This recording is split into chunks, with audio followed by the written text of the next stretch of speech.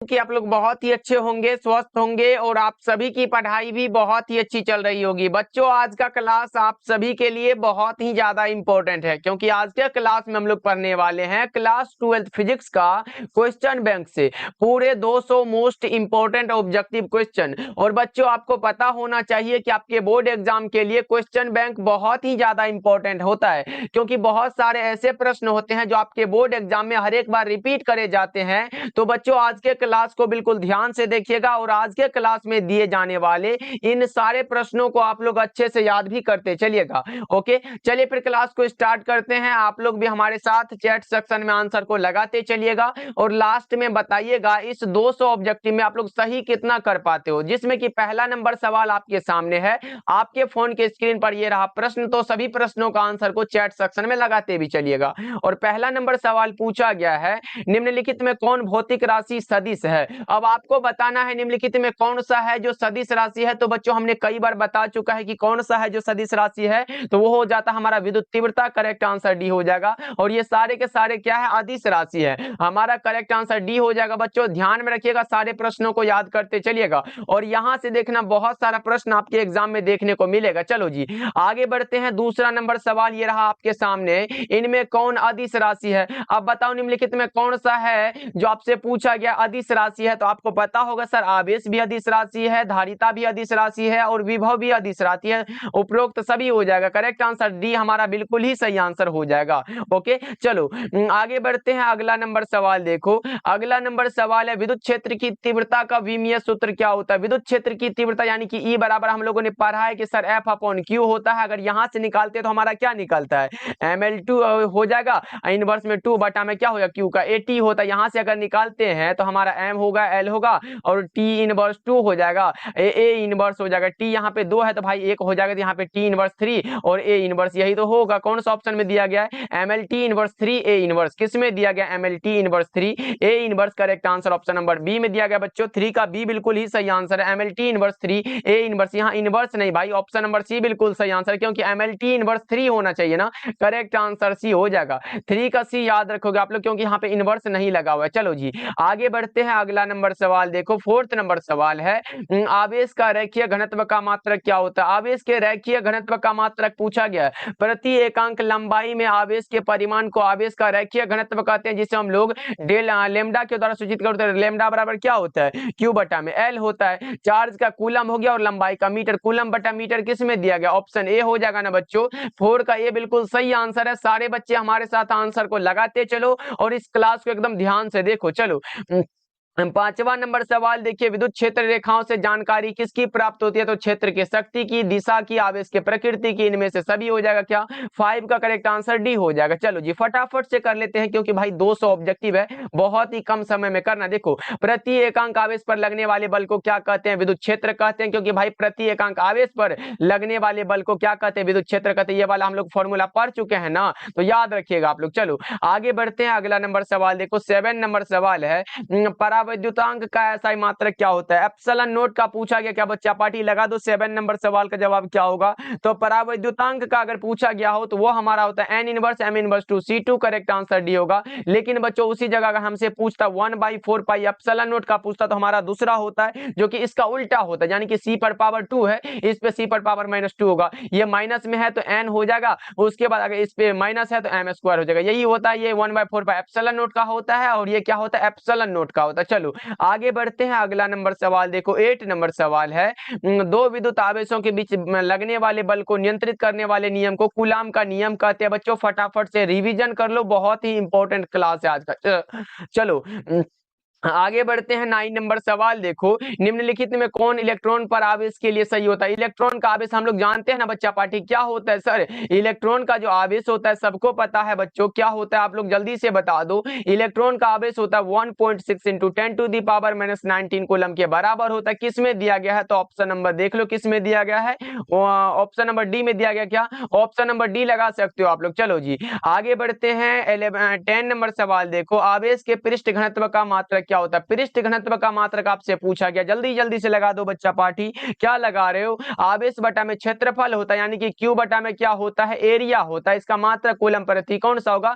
Metre square हो जाता है। चलो आगे बढ़ते हैं बच्चों, अगला नंबर सवाल देखो, 11 नंबर सवाल है, किसी बिंदु पर विद्युत क्षेत्र की तीव्रता क्या होता है? ई बराबर F upon Q. Correct answer B में दे दिया गया। यहां से अगर निकाले तो न्यूटन प्रति कूलम इसका मात्रक होता है। चलो आगे बढ़ते हैं, 12 नंबर सवाल देखिए, स्थिर विद्युत क्षेत्र कैसा होता है? कंजर्वेटिव होता है सर, संरक्षित होता है। सही जवाब ऑप्शन नंबर ए हो जाएगा। चलिए 13 नंबर सवाल देखिए, पूछा जा रहा है विद्युत क्षेत्र की तीव्रता का मात्रक क्या होता है? हमने तो बताया अक्सर न्यूटन प्रति कूलम होता है। ई बराबर एफ अपॉन क्यू निकालते हो ना, एफ अपॉन क्यू होता है। यहां से देखो फोर्स का न्यूटन होता है और चार्ज का कूलम, न्यूटन प्रति कूलम बचा ना, करेक्ट आंसर बी हो जाएगा। चलो आगे बढ़ते हैं बच्चों, अगला नंबर सवाल देखो, 14 नंबर सवाल है, जब किसी वस्तु को आवेशित किया जाता है तो उसका द्रव्यमान क्या होता है? उसका द्रव्यमान बढ़ भी सकता है, घट भी सकता है। करेक्ट आंसर आपका डी हो जाएगा। चलो 15 नंबर सवाल देखिए, एप्सिलॉन नोट का मात्रक क्या होता है? एप्सिलॉन नोट का मात्रक है फैराड पर मीटर। अगर इसका मान पूछे तो 8.85 इंटू 10⁻⁻12 होता है, अब फैराड पर मीटर होता है। ये सब याद रखोगे आप लोगों के। चलो आगे बढ़ते हैं बच्चों, अगला नंबर सवाल देखो, 16 नंबर सवाल है, निम्नलिखित में किस राशि का मात्रक वोल्ट प्रति मीटर होता है? वो विद्युतीय क्षेत्र का मात्रक है वोल्ट प्रति मीटर। करेक्ट आंसर डी होगा बच्चों। ये सब आसान आसान प्रश्न है, सारे बच्चे लगाते चलो हमारे साथ आंसर को। चलो आवेश का बीमा क्या होता है? आवेश का बीमा क्या होता है बच्चा पार्टी? क्यू बराबर क्या होता है? आई टी होता है क्या? यहां से पढ़े हो ना सर, धारा को हम लोग एम्पियर में लिखते हैं, टाइम यानी कि एटी किस ऑप्शन में दिया गया? ऑप्शन नंबर ए हो जाएगा। चलो जी आगे बढ़ते हैं, 18 नंबर सवाल देखिए, हवा में एप्सिलॉन आर का मान क्या होता है? हवा में एप्सिलॉन आर का जो मान होता है वो 1 होता है। कितना होता है बच्चों?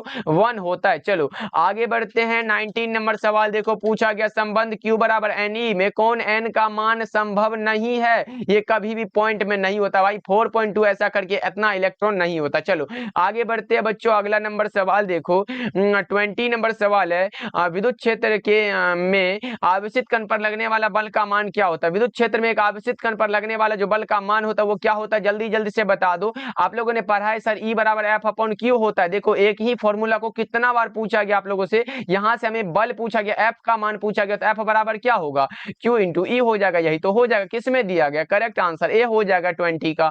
चलो जी आगे बढ़ते हैं, अगला नंबर सवाल देखो, विद्युत द्विध्रुव आघूर्ण का ऐसा मात्रक क्या होता है? विद्युत द्विध्रुव आघूर्ण यानी कि इलेक्ट्रिक डायपोल मोमेंट को पी के द्वारा डिनोट करते, पी बराबर क्यू इंटू एल होता है, चार्ज का कूलम और लंबाई का मीटर, कूलम इंटू मीटर किसमें दिया गया? करेक्ट आंसर ए होगा। क्या बच्चों लगा लो 21 का, ए बिल्कुल ही सही आंसर हो जाएगा। चलो फटाफट से रिवीजन करते हैं, 200 ऑब्जेक्टिव है बच्चों। ये रहा आपके सामने, विद्युत फ्लक्स का ऐसा मात्रक क्या होता है? जल्दी जल्दी से बता दो। फाइ बराबर क्या होता है बच्चा पार्टी? जल्दी जल्दी से बता दो। फाइ बराबर ई इंटू ए फॉर्मूला है क्या हमारा? न्यूटन प्रति कूलम यानी कि वोल्ट पर मीटर भी होता है, गुना में मीटर स्क्वायर हो जाएगा। 1 मीटर से 1 मीटर गया तो बचा क्या? वोल्ट इंटू मीटर बचा। किस ऑप्शन में दिया गया? करेक्ट आंसर सी में दिया गया। क्या बच्चा पार्टी लगा लो आप लोग। चलो जी आगे बढ़ते हैं, 23 नंबर सवाल देखिए, विभव प्रवणता बराबर क्या होता है? विभव प्रवणता बराबर माइनस का DV upon DX, DV upon DX दिया गया। करेक्ट आंसर सी हो जाएगा।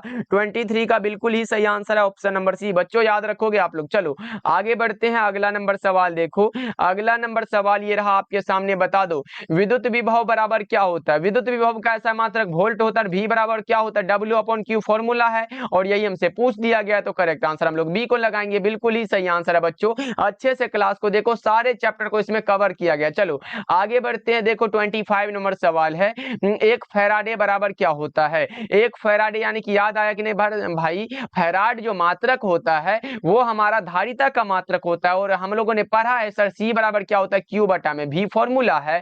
अगर हम 1 फैराड बराबर निकालते हैं, 1 फैराड बराबर होता है 1 कूलम पर वोल्ट होता है, क्योंकि ये वोल्ट को ऊपर ले जाएंगे तो चार्ज का कूलम हो जाएगा, और यही हमारा करेक्ट आंसर है। करेक्ट आंसर बी में दे दिया गया है। और बच्चा 6 नंबर सवाल पूछा गया, देख लो आपके सामने है, जल्दी जल्दी से बता दो, आवेशित संधारित्र पर संग्राहक पट्टिका और संघनक पट्टिका के आवेशों का योग कितना होता है? जल्दी से बताओ, शून्य होता है क्या? 26 नंबर सवाल का जवाब करेक्ट आंसर ए हो जाएगा। चलो आगे बढ़ते हैं बच्चों, अगला नंबर सवाल देखो, 27 नंबर सवाल है, किसी चालक की धारिता क्या होती है? वही वाला सी बराबर क्यू अपॉन भी होता है, सी बराबर क्यू अपॉन भी। करेक्ट आंसर डी में दिया गया बच्चों, करेक्ट आंसर डी लगा लो आप लोग। चलो आगे बढ़ते हैं, 28 नंबर सवाल देखिए, वायु के लिए परावैद्युत सामर्थ्य क्या होता है? वायु के लिए परावैद्युत सामर्थ्य आपसे पूछा गया 28 नंबर सवाल का जवाब 3 गुना 10⁻6। अब वोल्ट पर मीटर जो ये मात्रक है परावैद्युत सामर्थ्य का। चलो आगे बढ़ते हैं, अगला नंबर सवाल देखो 29 नंबर सवाल है, आवेशित संधारित्र पर कुल आवेश कितना होता है? आवेशित संधारित्र पर कुल आवेश जो होता है वो कितना होता है बच्चा पार्टी? 0 होता है। 29 का ए हो जाएगा। चलो आगे बढ़ते हैं बच्चों, 30 नंबर सवाल देखिए, पिको फैराड क्या किसका मात्रक है? पिको फैराड आए, माइक्रो फैराड आए या फिर सिर्फ फैराड आए, सब धारिता का मात्रक है बच्चों। करेक्ट आंसर सी होगा। चलो आगे बढ़ते हैं, 31 नंबर सवाल देखिए, किसी संधारित्र की धारिता निर्भर नहीं करती है, किस पर निर्भर नहीं करती है? तो ये निर्भर नहीं करती है प्लेटों के आवेश पर, क्योंकि आप लोगों ने पढ़ा है कि सर सी बराबर क्या होता है? एप्सिलॉन नॉट ए बटा में डी होता है। ये इसमें हमें कहीं भी आवेश दिखाई नहीं दे रहा है, इसलिए कहेंगे कि प्लेट के आवेश पर यह निर्भर नहीं करता। चलो 32 नंबर सवाल देखिए, किसी धातु का परावैद्युतांक होता है कितना होता है? किसी भी धातु का परावैद्युत स्थिरांक अनंत होता है। 32 का करेक्ट आंसर डी होगा। चलो जी आगे बढ़ते हैं, 33 नंबर सवाल देखो, विद्युत वाहक बल की इकाई क्या होती है? विद्युत वाहक बल की जो इकाई है वो क्या होती है बच्चों? वोल्ट होती है। करेक्ट आंसर सी होगा। सर इसका जो मात्रक है वोल्ट है, तो विद्युत विभव का क्या होता है? उसका भी वोल्ट ही होता है भाई, जो उसका विमा होगा वो इसका भी विमा वही होगा। चलो आगे बढ़ते हैं बच्चों, 34 नंबर सवाल देखिए, टी समय तक धारा आई के प्रवाह के कारण आर प्रतिरोध के चालक में उत्पन्न उष्मा क्या होता है? आई स्क्वायर आर टी फॉर्मूला है, आई स्क्वायर आर इंटू टी, यही वाला फॉर्मूला किस में दिया गया है? तो करेक्ट आंसर सी हो जाएगा बच्चा पार्टी। चलो जी 35 नंबर सवाल देखो, कार्बन प्रतिरोध के हरे रंग के कोड का मान क्या होता है? वही वाला यूज कर लो ना, ट्रिक बीबी और रोय जीबी। क्या वाला बच्चा पार्टी? बीबी रोय जीबी। जीबी के लिए रो रही ना, 0 1 2 3 4 हुआ, 5 हुआ, 6 हुआ। किसके लिए पूछा गया? हरा रंग के लिए, ग्रीन के लिए पूछा गया ना, आपसे 5 लगा दो ना, करेक्ट आंसर डी होगा आप लोगों का। चलो जी आगे बढ़ते हैं, 36 नंबर सवाल देखो, विद्युत का सबसे अच्छा चालक निम्नलिखित में कौन सा है? तो चांदी हो जाएगा। विद्युत का सबसे अच्छा चालक है सिल्वर। चलो आगे बढ़ते हैं बच्चों, प्रतिरोध के समांतर क्रम में निम्नलिखित में कौन सी राशि है जो समान रहती है? समान रहने वाला हमारा पोटेंशियल डिफरेंस होता है, विभवांतर होता है। 37 का ए हो जाएगा। चलो जी आगे बढ़ते हैं, 38 नंबर सवाल देखिए, बच्चा पार्टी क्लास को लाइक करते चलना। 1 वोल्ट बराबर क्या होता है? सर वोल्ट जो मात्रक है वो विद्युत विभव का है, V बराबर W/Q फॉर्मूला है।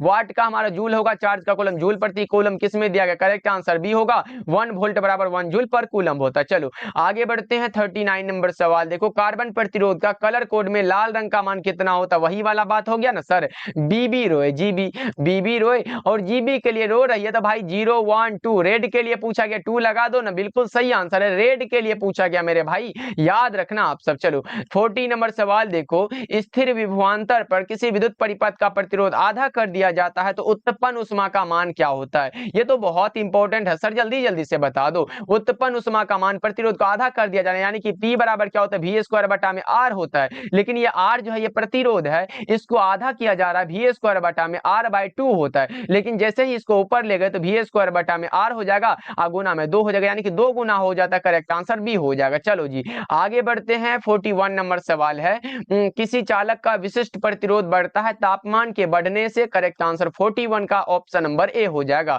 ओके बच्चों, चलो सारे बच्चे क्लास को लाइक करते चलना, और बच्चा पार्टी इस क्लास को हर हाल में याद कर लेना भाई, बहुत इंपॉर्टेंट क्लास है, 200 ऑब्जेक्टिव करवाएंगे इस क्लास में। देखो विद्युत हीटर में जिस तत्व का उपयोग होता है उसका नाम होता है नाइक्रोम। क्या होता है बच्चों? नाइक्रोम का तार होता है। चलो आगे बढ़ते हैं, 43 नंबर सवाल देखिए, अवशोषित विद्युत ऊर्जा विभवांतर के वर्ग के समानुपाती होती है। करेक्ट आंसर क्या होगा? वर्ग के समानुपाती है, विभवांतर के डायरेक्ट मत लगाना, ये सब गलत हो जाएगा। ओके चलो आगे बढ़ते हैं बच्चों, 44 नंबर सवाल देखिए, विद्युत वाहक बल की विमा क्या है? हमने बताया है कि नहीं बच्चा पार्टी? जो विद्युत विभव का होगा वो उसका भी होगा, तो निकालो जल्दी जल्दी से। 44 नंबर सवाल आपके सामने है बच्चा पार्टी, जल्दी से बता दो क्या होगा? ml2 T inverse 3 A inverse होता है क्या? करेक्ट आंसर डी होगा। ये एक जगह आई भी रह सकता है, ऐसे ए इनवर्स भी रह सकता है, ये सब याद रखोगे आप लोग। ओके चलो जी आगे बढ़े बच्चों, चलो आगे बढ़ते हैं, अगला नंबर सवाल देखो, निकाल लोगे ना? चलो आगे बढ़ते हैं, 45 नंबर सवाल देखिए, एम्पियर घंटा मात्रक क्या होता है? एम्पियर घंटा जो मात्रक है वो आवेश का मात्रक होता है। ओके, इलेक्ट्रॉन वोल्ट होता तो हम ऊर्जा का लगाते, लेकिन हमारा एम्पियर घंटा है। चलो,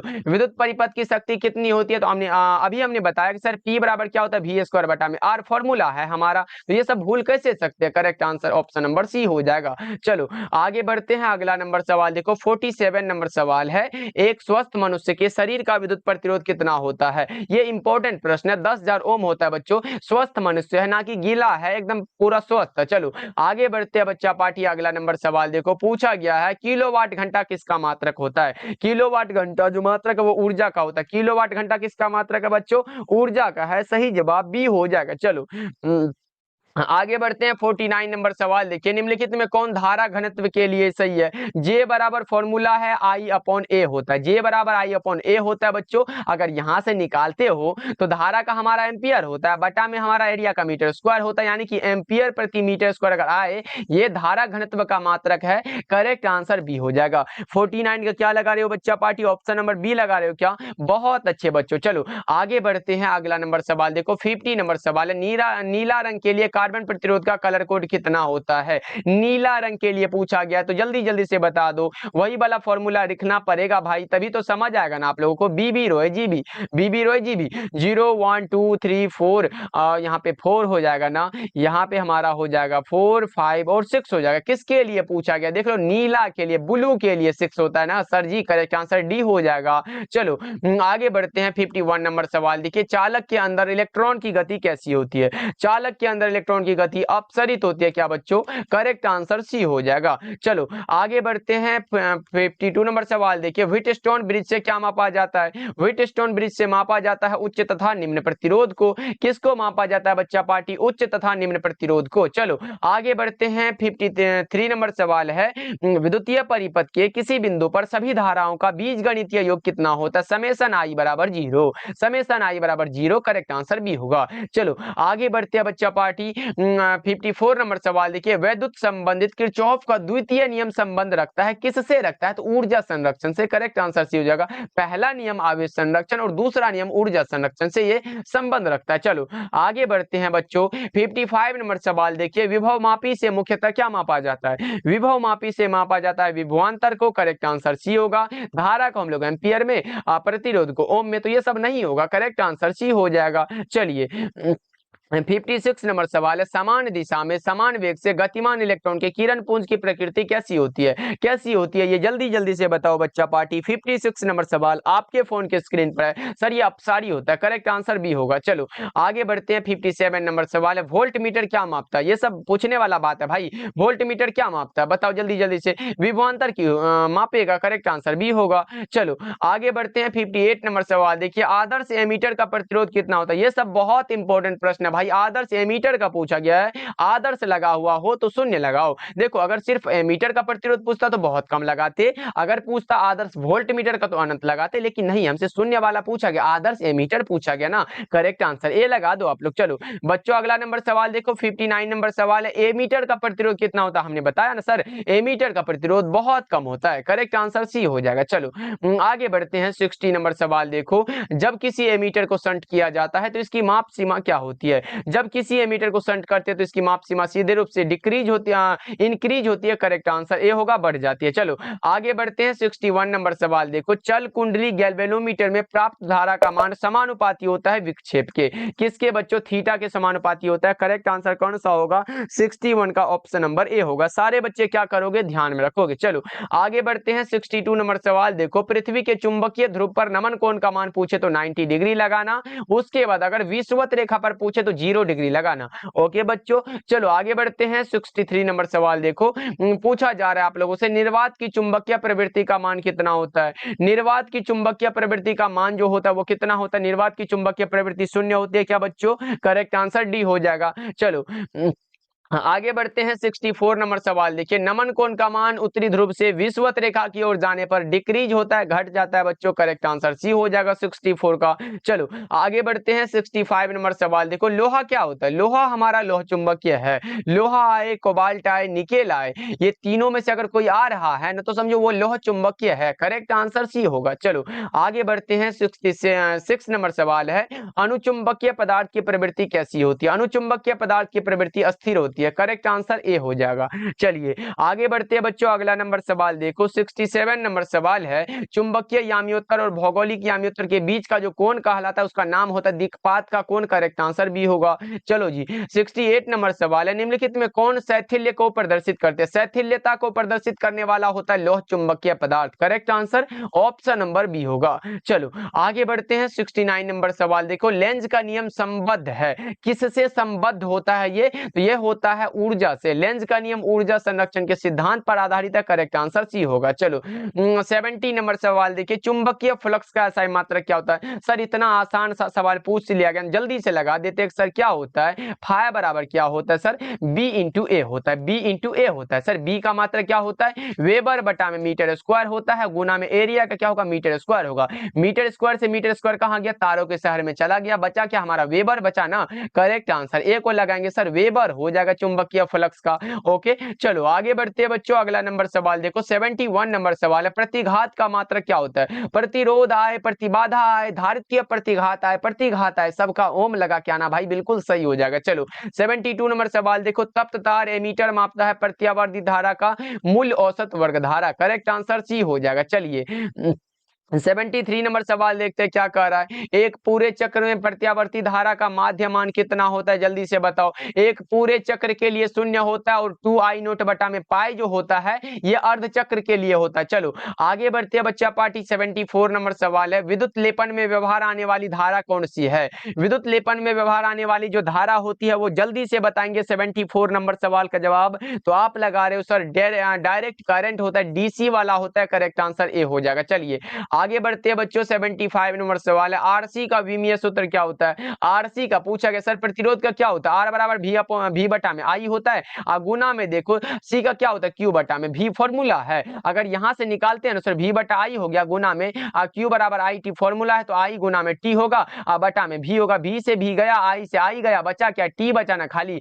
और देख लो किसमें सिर्फ टी बचा हुआ है, जिसपे जीरो ना हो। देख लो किसमें दिया गया है? टी हमारा M0 L0 T0। Correct answer D में दिया गया बच्चा पार्टी, यही तो हमारा हो जाएगा। कोई भी पावर नहीं बचना चाहिए, सिर्फ टी बचना चाहिए। करेक्ट आंसर डी होगा। ये M0 L0 मतलब इसमें M नहीं है, L भी नहीं है, यानी कि ये जीरो है। चलो आगे बढ़ते हैं बच्चा पार्टी। 76 नंबर सवाल देखिए, प्रेरणिक प्रतिघात क्या होता है? प्रेरणिक प्रतिघात के लिए पूछा गया आप लोगों से, जल्दी जल्दी से बताओ क्या लगा रहे हो 76 नंबर सवाल का जवाब? तो आप लगा रहे हो सर XL बराबर क्या होता है? 2πfL होता है। Correct answer option number A होगा बच्चा पार्टी। ए लगाए हो क्या? बहुत ही अच्छे बच्चों। चलो आगे बढ़ते हैं, अगला नंबर सवाल, ये फॉर्मूला है याद रखोगे आप लोग। चलो आगे बढ़ते हैं 77 नंबर सवाल है, दिष्ट धारा के लिए प्रेरणिक प्रतिघात कितना होता है? दिष्ट धारा के लिए प्रेरणिक प्रतिघात 0 होता है, 0 होता है। चलो आगे बढ़ते हैं 78 नंबर सवाल देखिए, केवल धारिता युक्त प्रत्यावर्ती परिपथ में धारा एवं वोल्टता के बीच जो कलांतर होता है वो कितने का होता है? ये जल्दी से बताओ 78 नंबर सवाल का जवाब। तो वो होता है 90 डिग्री का। करेक्ट आंसर भी होगा। चलो आगे बढ़ते हैं बच्चा पार्टी। 79 नंबर सवाल है, प्रतिबाधा का मात्रक क्या होता है? ये सब पूछा गया प्रश्न है बच्चों। प्रतिबाधा का जो मात्रक होता है ओम होता है। 79 का ए हो जाएगा। चलिए आगे बढ़ते हैं 80 नंबर सवाल देखो, AC परिपथ में शक्ति केवल व्यय होती है। AC यानी कि अल्टरनेटिंग करंट में जो शक्ति होती है व्यय वो प्रतिरोध में होती है। करेक्ट आंसर ऑप्शन ए हो जाएगा। चलिए 81 नंबर सवाल देखिए बच्चों, क्या पूछा गया है, निम्नलिखित में से कौन एक संधारित्र द्वारा अवरुद्ध है? निम्नलिखित में कौन है जो एक संधारित्र के द्वारा अवरुद्ध होता है? तो वो भी हमारा क्या होता है? डायरेक्ट करंट होता है। करेक्ट आंसर ए होगा। चलिए आगे बढ़ते हैं बच्चों 82 नंबर सवाल देखिए, ट्रांसफार्मर के लिए निम्नलिखित में कौन सा सही है? ट्रांसफार्मर क्या करता है? ये AC वोल्टता को बढ़ाता भी है और घटाता भी है। AC वोल्टता को बढ़ाना या घटाना। करेक्ट आंसर डी हो जाएगा। चलिए 83 नंबर सवाल देखिए, पूछा जा रहा है क्या, अपचाई ट्रांसफार्मर में कौन सी राशि घटती है? जल्दी जल्दी से बताओ बच्चा पार्टी। अपचाई ट्रांसफार्मर के लिए पूछा गया वोल्टेज घटती है। Correct answer option number B होगा बच्चा पार्टी, याद रखोगे 83 का बी वाला ऑप्शन सही है। चलो 84 नंबर सवाल देखिए, डायनेमो के कार्य का सिद्धांत आधारित है किस पर? डायनेमो के कार्य का सिद्धांत आधारित है इलेक्ट्रोमैग्नेटिक इंडक्शन पर, यानी कि विद्युत चुंबकीय प्रेरण पर। चलो जी आगे बढ़ते हैं। 85 नंबर सवाल देखो, ये रहा आपके सामने।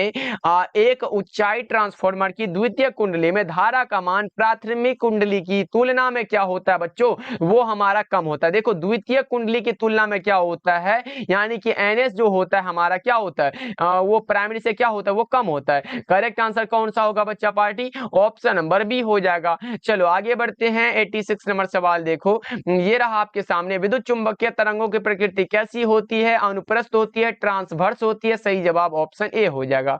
आगे बढ़ते हैं बच्चा पार्टी। 87 नंबर सवाल है, निम्नलिखित में कौन विद्युत चुंबकीय तरंग नहीं है? विद्युत चुंबकीय तरंग नहीं है ध्वनि तरंग। करेक्ट आंसर सी होगा। प्रकाश तरंग हुआ, अवरक्त किरण हुआ, एक्स किरण हुआ, गामा किरण हुआ, ये सब होता है, लेकिन ये ध्वनि तरंग नहीं होता मेरे भाई। करेक्ट आंसर सी हो जाएगा। चलो 88 नंबर सवाल है, देखो आपके सामने है।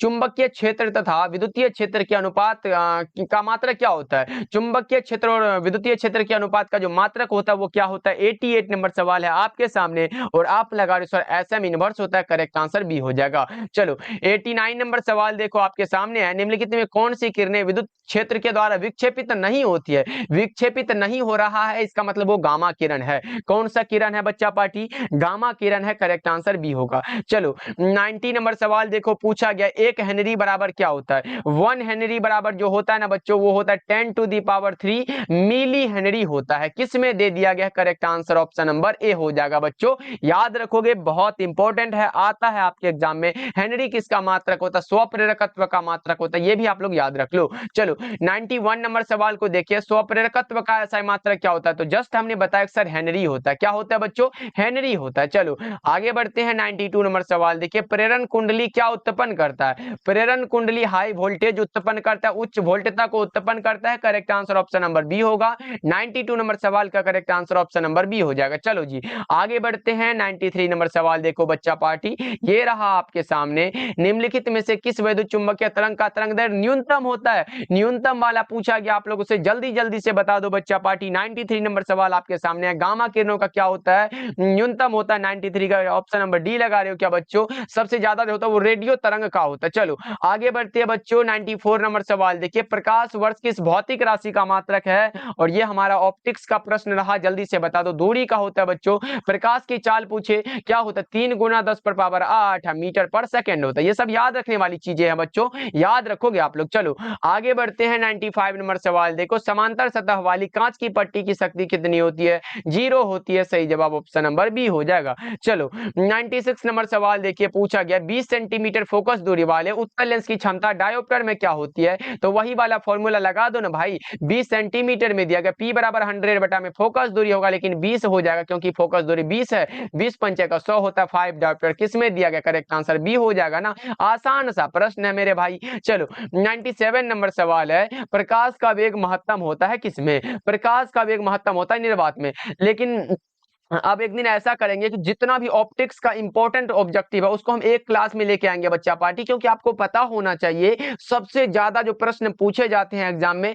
वो ऑप्टिक्स वाले चैप्टर से रहते हैं। इसलिए हम एक दिन क्लास लाएंगे ऑप्टिक्स का। इसलिए सारे बच्चे जितने भी नए नए जुड़े हो बच्चा पार्टी सब्सक्राइब कर लीजिएगा। और डेली क्लास का टाइम शाम के 6 बजे है, तो शाम 6 बजे जरूर ज्वाइन करोगे। ओके, यस नो कमेंट में बताते चलना। चलो आगे बढ़ते हैं। 98 नंबर सवाल है बच्चा पार्टी। 98 नंबर सवाल है, हीरा का अपवर्तनांक करीब कितना होता है? हीरा का अपवर्तनांक सभी पदार्थों के अपवर्तनांक से अधिक है, 2.42 होता है। करेक्ट आंसर सी होगा। आप बोलोगे सर ये किसका है सबसे अधिक? तो इसका है। अरे भाई ये किसी का नहीं है, गलत है। चलो आगे बढ़ते हैं। अगला नंबर सवाल देखो, 99 नंबर सवाल है, प्रकाशिक पथ बराबर क्या होता है? अपवर्तनांक गुना में पथ लंबाई होता है। अपवर्तनांक गुना में पथ लंबाई किस में दिया गया, ये आप लोग ही बताओ। सर ऑप्शन नंबर ए में दिया गया, टिक कर दीजिए ना। चलो आगे बढ़ते हैं।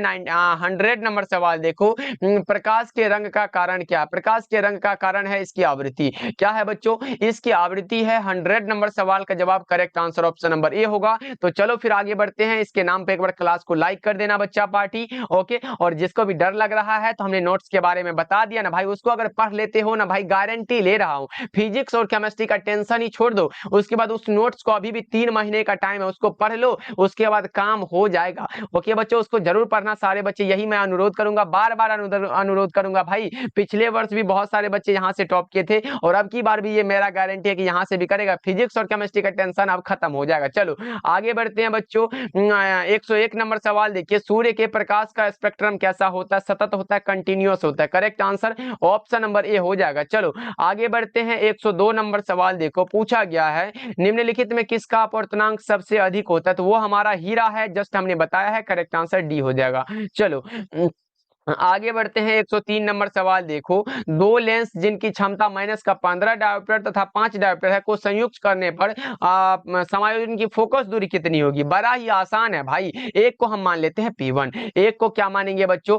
P1 बराबर क्या लिख लो यहाँ पे माइनस का 15 डायोप्टर दिया गया है। उसके बाद P2 बराबर क्या दिया गया बच्चा पार्टी? 5 डायोप्टर दिया गया है। यहाँ से अगर निकालते हो तो P बराबर फॉर्मूला है P1 plus P2, P1 plus P2 यहाँ से निकाल लो ना। P1 कितना दिया गया? माइनस का 15 है तो माइनस 15 लिख दो। अब प्लस में 5 लिख दो क्योंकि P2 हमारा 5 है। यहाँ से माइनस 10 बचा, लेकिन यहाँ हमारा काम खत्म नहीं हुआ क्योंकि ये डायोप्टर में और हमें फोकस दूरी निकालना है ना। बस घबराओ नहीं। P बराबर जो है और सेंटीमीटर के लिए 100/4 जानते हैं फोकस दूरी होता है, लेकिन हमें फोकस दूरी को निकालना है तो F बराबर लिखेंगे 100/P हो जाएगा। P में कितना दिएगा? माइनस का 10 डायोप्टर है तो माइनस का 10 है तो 10 यहाँ लिख लो, माइनस को ऊपर भेज दो। चलो 10 दहीन का 100 होता है 10, माइनस का 10 बचा किसमें दिया गया? ऑप्शन नंबर बी में दे दिया गया ना मेरे भाई। करेक्ट आंसर बी हो जाएगा। 104 नंबर सवाल है, किसी प्रिज्म पर एक वर्णी प्रकाश की आपतित होने पर निम्न में कौन सी घटना होती है? कौन सी घटना होती है जल्दी से बताओ। वो हमारा हो जाता है विचलन। कौन सा होता है बच्चा पार्टी? विचलन होता है। 104 का करेक्ट आंसर बी हो जाएगा। चलो 105 नंबर सवाल देखिए, क्या पूछा गया है? कांच से हवा में प्रवेश करते समय किस प्रकाश का क्रांतिक कोण सबसे कम होता है? सबसे कम जो क्रांतिक कोण होता है वो हमारा बैगनी रंग के लिए होता है और सबसे अधिक लाल रंग के लिए है। ये भी याद रख लो, बहुत इंपॉर्टेंट है, आ सकता है आपके एग्जाम में। चलो आगे बढ़ते हैं। 106 नंबर सवाल देखिए, ऑप्टिकल फाइबर किस सिद्धांत पर कार्य करता है? पूर्ण आंतरिक परावर्तन यानी कि टोटल इंटरनल रिफ्लेक्शन के सिद्धांत पर। याद रखिएगा बच्चों, बहुत इंपॉर्टेंट है। चलो 107 नंबर सवाल देखो, पूछा जा रहा है क्या? 107 नंबर सवाल है, प्रकाश के अनुप्रस्थ तरंग की पुष्टि करता है कौन? वो करता है ध्रुवण। कौन करता है बच्चा पार्टी? ध्रुवण। करेक्ट आंसर सी हो जाएगा। चलो 108 नंबर सवाल को देखते हैं, क्या पूछा कि जब प्रकाश की किरण ग्लास स्लैब में प्रवेश करती है तो इसका तरंग दैर्ध्य क्या होता है? डिक्रीज होता है, घट जाता है बच्चों। ऑप्शन नंबर ए हो जाएगा 108 नंबर का। 109 नंबर सवाल को देखते हैं, क्या कह रहा है? एक अवतल गोलीय दर्पण से प्रतिबिंब कैसा बन सकता है? एक अवतल गोलीय दर्पण से आभासी भी बनता है, वास्तविक भी बनता है, उल्टा भी बनता है, इनमें से सभी हो जाएगा। 109 का करेक्ट आंसर डी होगा। 110 नंबर सवाल देखिए, समतल दर्पण की वक्रता त्रिज्या अनंत होती है। समतल दर्पण की वक्रता त्रिज्या अनंत है। चलो आगे बढ़ते हैं। 111 नंबर सवाल देखो, लेंस की क्षमता का मात्रक क्या होता है? डायोप्टर में होता है। वैसे एक जो मात्रक होता है ना मेरे भाई, एक जो होता है वो डायोप्टर होता है, दूसरा हमारा मीटर इनवर्स भी हो जाता है। ये भी आप लोग याद रख लो। चलो आगे बढ़ते हैं। 112 नंबर सवाल को देखो, 4 डायोप्टर क्षमता वाले लेंस की क्षमता फोकस दूरी कितनी होगी? भाई वही वाला फॉर्मूला है, एकदम लगा दो ना। P बराबर क्या होता है? हमारा मीटर में दे दिया गया तो P बराबर 1/, फोकस दूरी होगा, हमसे फोकस दूरी पूछ दिया गया तो F बराबर लिखो 1/P हो जाएगा ना। P कितना दिया गया? 4 डायोप्टर में है तो 4 लिख दो, 1/4 यानी कि 1 रुपया है 4 आदमी को, यानी कि 0.25 मिलेगा और मीटर में मिलेगा क्योंकि हमने मीटर वाला फॉर्मूला को यूज किया है। तो यहाँ से करेक्ट आंसर हम निकालते हैं तो ऑप्शन नंबर ए होगा। सेंटीमीटर मत लगाना, गलत हो जाएगा भाई, यहाँ मीटर में देख के लगाना। चलो आगे बढ़ते हैं बच्चों। अगला नंबर सवाल देखो, 113 नंबर सवाल है, निम्नलिखित में कौन इंद्रधनुष के निर्माण का कारण होता है? इंद्रधनुष का निर्माण जिस कारण से होता है उसका नाम है वर्ण विक्षेपण। क्या होता है बच्चों? वर्ण विक्षेपण। चलो 114 नंबर सवाल देखिए, कांच के लिए क्रांतिक कोण कितना होता है? कांच के लिए क्रांतिक कोण 42 डिग्री लगभग में होता है। करेक्ट आंसर डी हो जाएगा। चलिए आगे बढ़ते हैं बच्चों। 115 नंबर सवाल देखो, पारदर्शी माध्यम हीरा के लिए क्रांतिक कोण कितना होता है? वही वाला होता है क्या? 24.41 डिग्री। करेक्ट आंसर डी होगा। चलो आगे बढ़ते हैं। 116 नंबर सवाल देख लो, क्या पूछा गया? प्रकाश वर्ष का मान बराबर कितना होता है? 9.46। 9.46 गुना 10⁻15 होता है, बटा में मीटर, यही गुना में मीटर हो जाएगा। Correct answer option number A दिया गया है। बड़ा ही आसान सा सवाल है। प्रकाश वर्ष किसका मात्रक होता है? दूरी का मात्रक होता है, ये भी याद रख लो आप लोग। चलो 117 नंबर सवाल देखिए, एक गोलीय दर्पण को पानी में डुबा दिया जाता है तो इसकी फोकस दूरी क्या होती है? समान रहती है, अपरिवर्तित रहती है। चलो आगे बढ़ते हैं, 118 नंबर सवाल देखते हैं बच्चा पार्टी, क्या पूछा गया है? पूर्ण आंतरिक परावर्तन की स्थिति में परावर्तन गुणांक का मान क्या होता है? फटाफट से रिवीजन करते चलो भाई, आज 200 ऑब्जेक्टिव का रिवीजन हो रहा है इस क्लास में, इसलिए सारे बच्चे क्लास को लाइक कर दो। ओके, देखो पूर्ण आंतरिक परावर्तन के लिए अपरावर्तन गुणांक का मान पूछे तो 1 होता है, करेक्ट आंसर बी होगा। चलो 119 नंबर सवाल देखो, पूछा गया दृश्य स्पेक्ट्रम के रंगों में किसका अधिक तरंग दैर्ध्य होता है? लाल का सबसे अधिक है, कम पूछे तो बैगनी लगा देंगे, इसमें कोई दिक्कत नहीं है। चलो आगे बढ़ते हैं, 120 नंबर सवाल देखिए, किसी भी प्रिज्म की वर्ण विक्षेपण क्षमता निर्भर करती है प्रिज्म के पदार्थ की प्रकृति पर, correct answer option number B हो जाएगा। चलो आगे बढ़ते हैं बच्चा पार्टी, 121 नंबर सवाल है, आसमान का रंग नीला दिखने का कारण क्या हो सकता है? आसमान नीला दिखाई देता है, इसका कारण जल्दी से आप लोग बताओगे क्या? जल्दी जल्दी से बताओ। वो हो सकता है प्रकीर्णन। क्या होता है बच्चों? प्रकीर्णन के कारण होता है। चलो आगे बढ़ते हैं बच्चा पार्टी, वस्तु से बड़ा आभासी प्रतिबिंब बनता है, वस्तु से बड़ा प्रतिबिंब बन रहा है भाई, अवतल दर्पण लगाओ ना, करेक्ट हो जाएगा। और ये प्रश्न अब की बार भी पूछा गया, इसलिए घबराना नहीं है, इसको याद कर लेना। चलो किस रंग का तरंग दैर्ध्य कम होता है? कम वाले भैया किधर गए? बैगनी है, करेक्ट आंसर ए हो जाएगा। चलो 124 नंबर सवाल देखो, ये रहा आपके सामने, बताओ खगोलीय दूरदर्शी के लिए निम्नलिखित में कौन सा सही है? खगोलीय दूरदर्शी के लिए कौन सही है बताओ जल्दी से? वो हमारा FO is greater than FE होता है, करेक्ट आंसर ऑप्शन बी होगा। चलो 125 नंबर सवाल को देखते हैं, एक सरल सूक्ष्मदर्शी से बना हुआ प्रतिबिंब कैसा होता है? सरल सूक्ष्मदर्शी यानी कि सिंपल माइक्रोस्कोप के द्वारा पूछा गया, काल्पनिक और सीधा प्रतिबिंब है, करेक्ट आंसर ए होगा। चलो 126 नंबर सवाल को देखिए, उत्तल लेंस के द्वारा निम्नलिखित में कौन सा दृष्टि दोष को दूर किया जाता है? उत्तल लेंस है तो हम दूर दृष्टि दोष को दूर करेंगे ना। चलो आगे बढ़ते हैं, अगला नंबर सवाल देखो, 127 नंबर सवाल है, एक स्वस्थ व्यक्ति के लिए आंख के लेंस की फोकस दूरी कितनी होती है? आंख के लेंस की फोकस दूरी पूछा गया 2 सेंटीमीटर लगाएंगे, अगर पूछा स्पष्ट दृष्टि की न्यूनतम दूरी तो 25 सेंटीमीटर लगाएंगे, दोनों को याद रखेंगे भाई। चलो आगे बढ़ते हैं, 128 नंबर सवाल है, सामान्य समायोजन के लिए खगोलीय दूरदर्शक की लंबाई क्या होती है? सामान्य समायोजन के लिए खगोलीय दूरदर्शक की लंबाई है FO + FE, correct answer D होगा। चलो 129 नंबर सवाल देखिए, यौगिक सूक्ष्मदर्शी की नली की लंबाई बढ़ाने पर आवर्धन क्षमता बढ़ती है, 129 का ए हो जाएगा। चलिए 130 नंबर सवाल देखिए, बहुत ही कम समय में हमारा 200 ऑब्जेक्टिव का रिवीजन होने वाला है। देखो निकट दृष्टिता को दूर करने के लिए व्यवहार किया गया जो लेंस होता है वो हमारा हो जाता है अवतल लेंस, करेक्ट आंसर ए हो जाएगा। चलो 131 नंबर सवाल देखो बच्चा पार्टी, क्या पूछा गया है? बेलनाकार लेंस का व्यवहार किया जाता है आंख के उस दोष को दूर करने के लिए जिसे हम लोग कहते हैं एस्टिग्मैटिज्म। क्या कहते हैं बच्चों?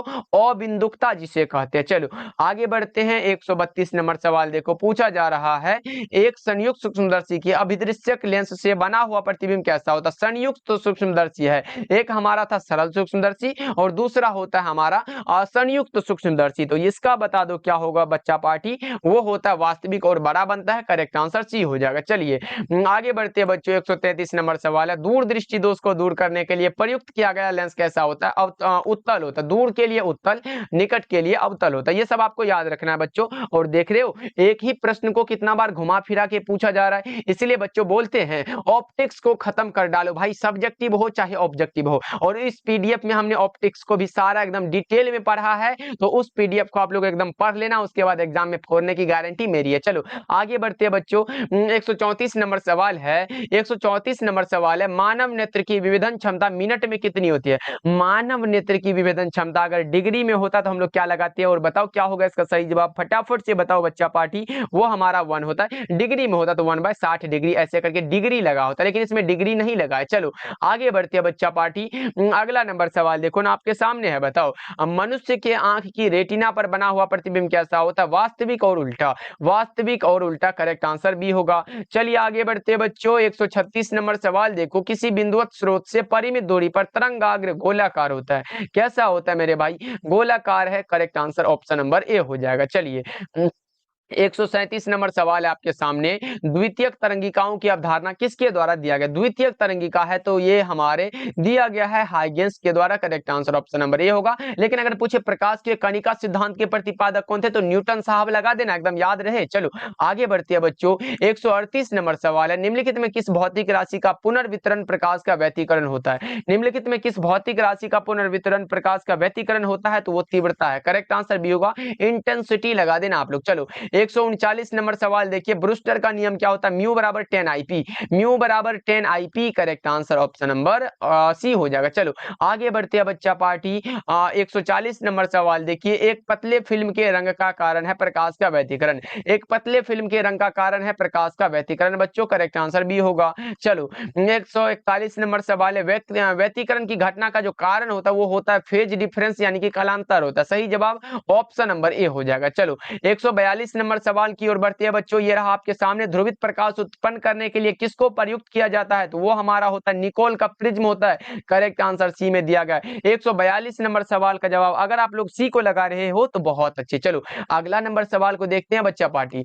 143 नंबर सवाल है। प्रकाश अनुप्रस्थ तरंग है क्योंकि यह पुष्टि करता है ध्रुवण का। Correct answer option number B होगा। चलो आगे बढ़ते हैं। अगला नंबर सवाल देखो। 144 नंबर सवाल है। एक वर्णी प्रकाश के दो स्रोत कला संबंध तब कहे जाते हैं जब क्या हो? जल्दी जल्दी से बता दो। 144 नंबर सवाल का जवाब आपके सामने है बच्चा पार्टी। क्या लगा रहे हो तो उसका जब कलांतर समान हो तभी होता है। और कलांतर हमें किसी भी ऑप्शन में नहीं दिया गया, इनमें से कोई नहीं करेक्ट हो जाएगा। कलांतर भाई यहाँ कलाएं लिखा गया जो कि गलत है। कलांतर समान होते तभी हमारा क्या होता है? ये प्रकाश स्रोत कला संबंध कहे जाते हैं। चलो आगे बढ़ते हैं। 145 नंबर सवाल देखो। पूछा गया फोटोन का विराम द्रव्यमान क्या होता है? फोटोन का विराम द्रव्यमान है रेस्ट मास पूछा गया, शून्य होता है। करेक्ट आंसर ए होगा। चलिए 146 नंबर सवाल देखो बच्चा पार्टी। क्या पूछा गया? उत्सर्जित फोटो इलेक्ट्रॉन की ऊर्जा निर्भर करती है किस पर?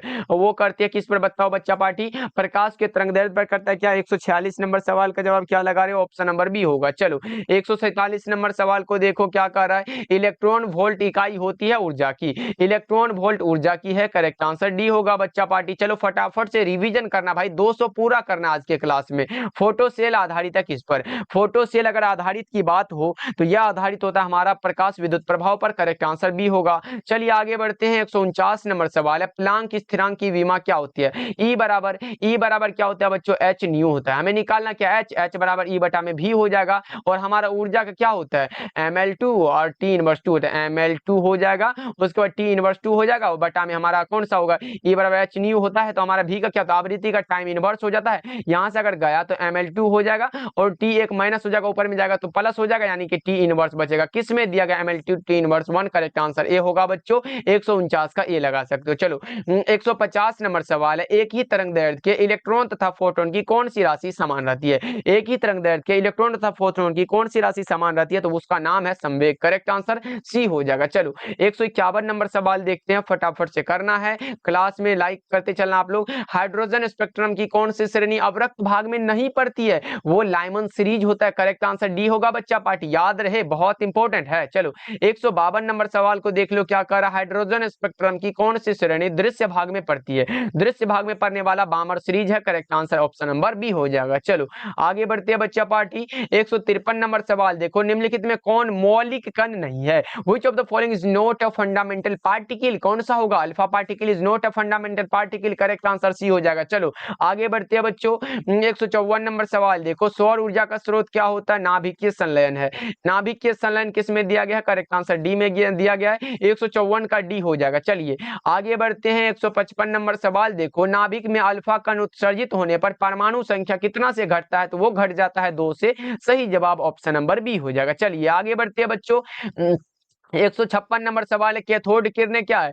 Cathode rays are group of electron. Cathode किरणें जो है इलेक्ट्रॉनों का समूह है। सही जवाब ऑप्शन नंबर ए हो जाएगा। चलिए आगे बढ़ते हैं बच्चों।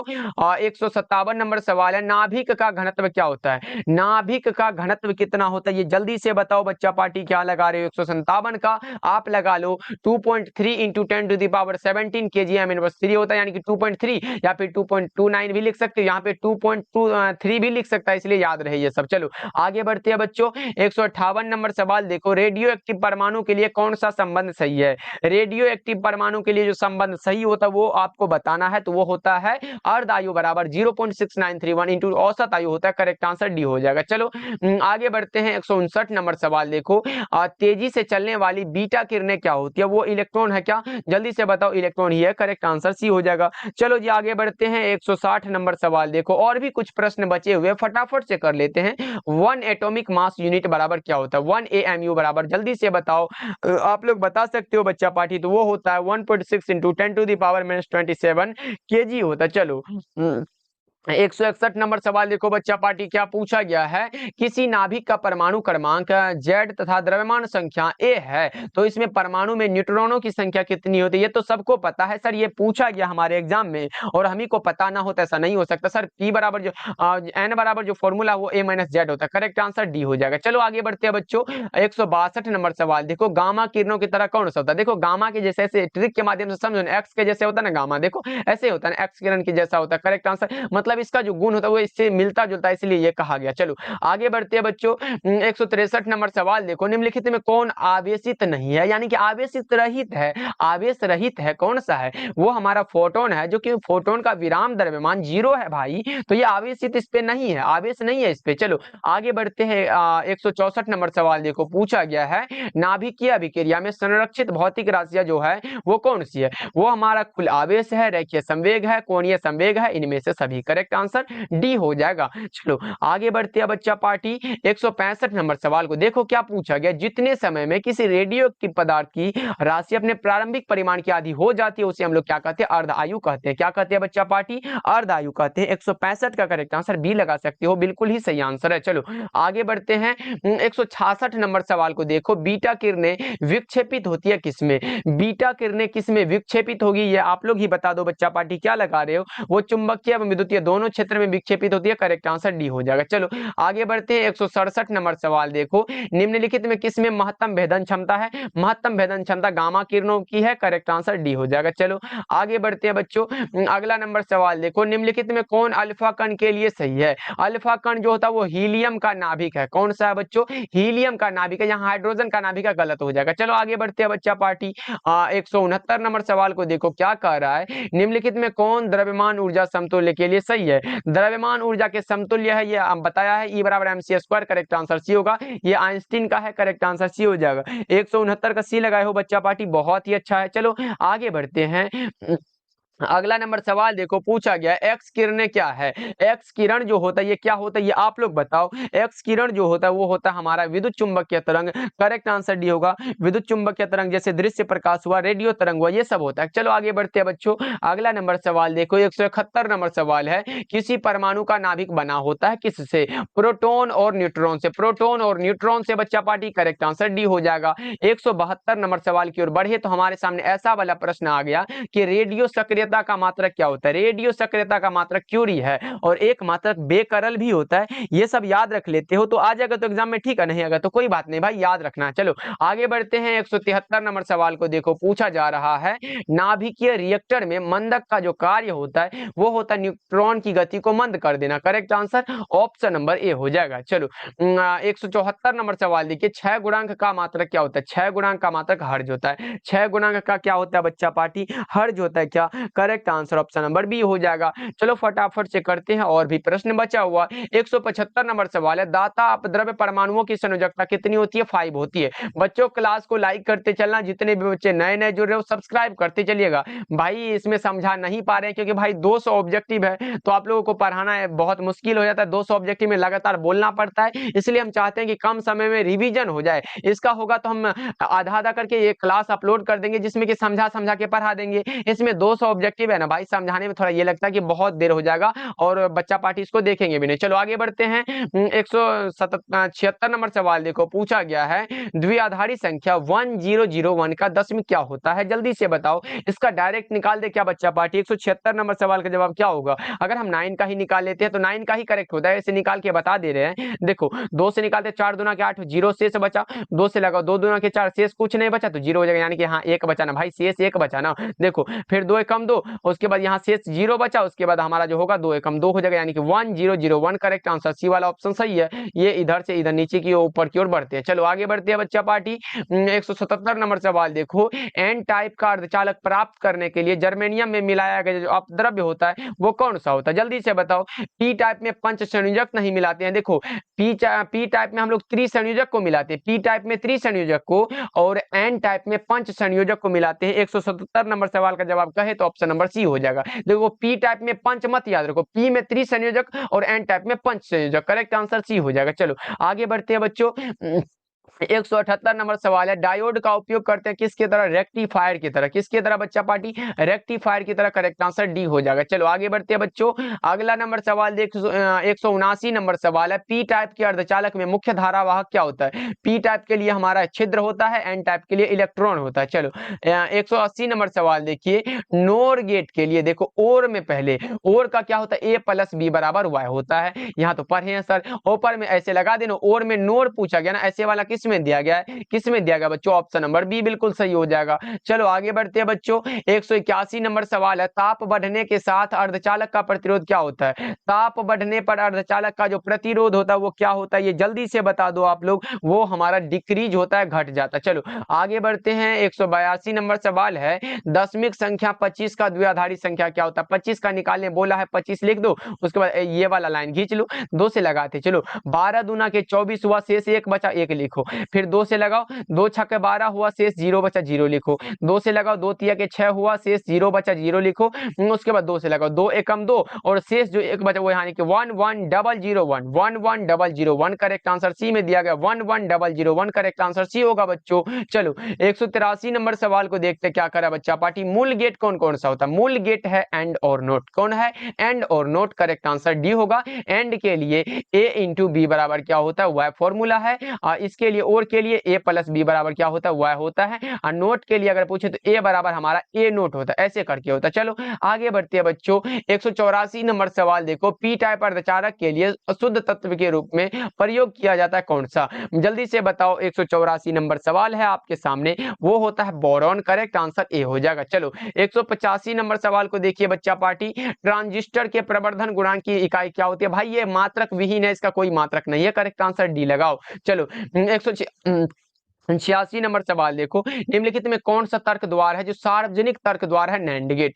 नैंड गेट को सार्वजनिक तर्क द्वार भी कहते हैं, करेक्ट आंसर डी होगा। 186 का डी लगा सकते हो आप लोग। चलो 187 नंबर सवाल है, किसी अर्धचालक का तापमान गुणांक का मान क्या होता है। अर्धचालक है ऋणात्मक होता है, अर्धचालक का तापमान गुणांक क्या होता है बच्चों, ऋणात्मक होता है। चलो 188 नंबर सवाल देखो, पूछा जा रहा है पीएन संधि डायोड का उपयोग करते हैं किसके तरह। पीएन संधि डायोड का उपयोग होता है रेक्टिफायर की तरह बच्चों, किसके तरह, किसमें लगाया गया, करेक्ट आंसर डी होगा, दिष्टकारी की तरह, रेक्टिफायर की तरह। चलो आगे बढ़ते हैं बच्चा पार्टी। 189 नंबर सवाल देखो, निवेशी वोल्टेज धारा को बढ़ाने वाले यंत्र को क्या कहते हैं। निवेशी या फिर वोल्टेज या फिर धारा को बढ़ाने वाले यंत्र को हम लोग क्या बोलते हैं, ये जल्दी से बता दो। उसे कहते हैं प्रवर्धक, क्या कहते हैं बच्चों, एम्पलीफायर कहते हैं। चलो आगे बढ़ते हैं बच्चा पार्टी।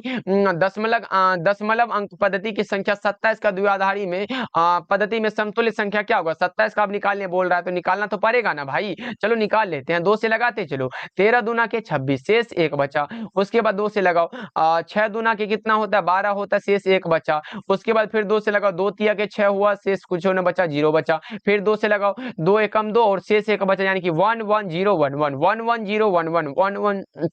11011 करेक्ट आंसर डी होगा ना मेरे भाई, क्योंकि नीचे से ऊपर जाना है, 11011 वही करेक्ट हो जाएगा। चलो आगे बढ़ते हैं। 191 नंबर सवाल है, पूर्ण तरंग दिष्टकारी में यदि निवेश आवृत्ति 50 हर्ज है तो निर्गम आवृत्ति क्या होगा, वो हमारा 100 हर्ज होता है क्या बच्चों, करेक्ट आंसर 191 का क्या लगा, सी हो जाएगा। चलो आगे बढ़ते हैं बच्चा पार्टी। 192 नंबर सवाल देखो, क्षीणता को मापने के लिए कौन सा मात्रक सही है, डेसिबल। क्षीणता को मापने के लिए डेसिबल वाला मात्रक सही है, correct answer option number A होगा। चलो आगे बढ़ते हैं बच्चा पार्टी। 193 नंबर सवाल देखो, फैक्स का अर्थ क्या होता है। फैक्स का अर्थ है फैक्सिमाइल टेलीग्राफी, फैक्सिमाइल टेलीग्राफी करेक्ट आंसर भी होगा। चलो जी आगे बढ़ते हैं। 194 नंबर सवाल है, टीवी प्रसारण के लिए आवृत्ति परास का उपयोग होता है, वो हमारा कितना होता है। टीवी प्रसारण के 30 से 300 मेगाहर्ट्ज के बराबर है, MHz के बराबर होता है। चलो आगे बढ़ते हैं बच्चा पार्टी। 195 नंबर सवाल है, संचार उपग्रह का पृथ्वी की सतह से दूरी कितना होता है, जल्दी से बताओ। संचार उपग्रह का पृथ्वी की सतह से जो दूरी होता है वो होता है कौन सा होता है, जल्दी से बताओ बच्चा पार्टी। वो हमारा होता है 3600 किलोमीटर, 36,000 किलोमीटर होता है। Correct answer option number A हो जाएगा। चलो आगे बढ़ते हैं, 196 नंबर सवाल है, संकीर्णन का मापन किस में होता है? हाँ, क्षीणता को भी डेसिबल और संकीर्णन को भी डेसिबल। करेक्ट आंसर भी होगा। चलो 197 नंबर सवाल देखो, आयाम मॉडुलन सूचकांक का मान कितना होता है? 0 से 1 के बीच होता है, 0 तथा 1 के बीच। करेक्ट आंसर भी होगा। चलो जी 198 नंबर सवाल देखिए बच्चा पार्टी, UHF आवृत्ति की तरंगे प्राय कैसे संचारित होती है? जल्दी से बताओ बच्चा पार्टी। 198 नंबर सवाल आपके सामने है, बता दो। वो होता है आकाश तरंगों के द्वारा। Correct answer option number B होगा। चलो आगे बढ़ते हैं, 199 नंबर सवाल देखो, लेजर क्रिया के लिए आवश्यक क्या होता है? लेजर क्रिया के लिए जो आवश्यक होता है बच्चों वो क्या होता है? संख्या परिवर्तन होता है। सही जवाब ऑप्शन नंबर डी हो जाएगा। चलिए आगे बढ़ते हैं एंड लास्ट सवाल आपके सामने है, वैसी युक्ति जो मॉडुलन तथा वी मॉडुलन दोनों की तरह कार्य करता है उसे हम लोग क्या कहते हैं? उसे हम लोग मोडेम बोलते हैं। क्या बोलते हैं बच्चों? मोडेम बोलते हैं। Correct answer option number C हो जाएगा। ओके चलो बच्चों, आज का क्लास आपको कैसा लगा कमेंट करके बताना बच्चों, और इस PDF